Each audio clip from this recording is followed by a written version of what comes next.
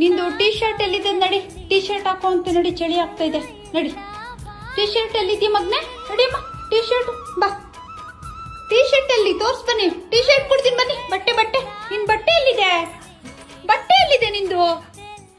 ಎಲ್ಲಿದೆ ಬಟ್ಟೆ? ಇಲ್ಲಿದ್ಯಾ?